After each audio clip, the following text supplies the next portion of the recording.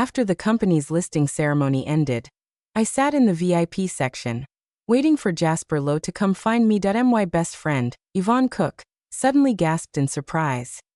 "Emma, why are there so many beggars and thugs all of a sudden?" Following her gaze, I looked over. At some point, a group of thugs and beggars had swarmed into the hotel venue. The doors and windows of the hotel were also completely sealed, though I hadn't noticed when that happened. Yvonne anxiously asked, "Emma, what's going on? It looks like they're coming straight for us." As the group of thugs and beggars slowly advanced toward us, I quickly turned my head, scanning the area. When I looked up, my eyes met a familiar gaze not far away. Jasper stood there with his assistant, smiling as he watched us. The moment I saw the smile on his face, my heart skipped a beat. A terrible sense of foreboding crept over me. "Jasper Lowe, what are you doing just standing there? Get over here and get us out of here." Yvonne had spotted him too and called out to him urgently. The moment her voice faded, Jasper's smile disappeared. With a casual wave of his hand, he issued an order to the thugs and beggars. His lips parted, and he calmly uttered, "Do whatever you want with these two women within the next 30 minutes. As his words fell, the group of thugs and beggars charged at us like madmen. Yvonne and I screamed in terror, clinging to each other as we tried to escape.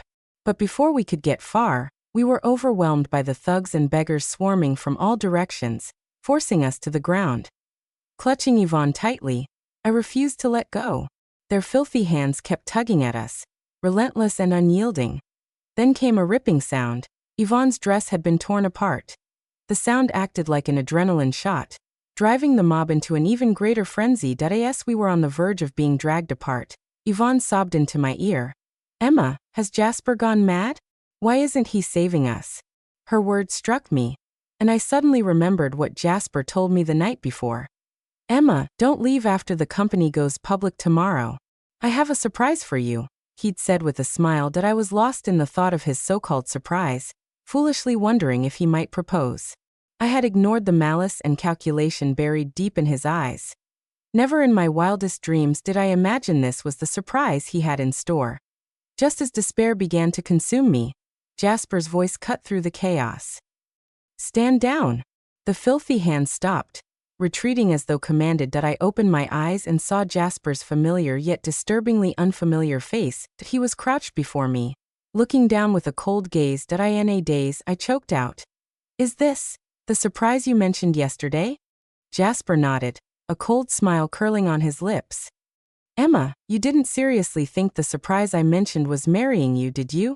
he asked mockingly. I froze, stunned by his words. Why shouldn't I think that? 5 years ago, when his company was on the brink of collapse and near bankruptcy, he'd been consumed by despair, taking out his frustration on me night after night. It became unbearable, both to witness and endure.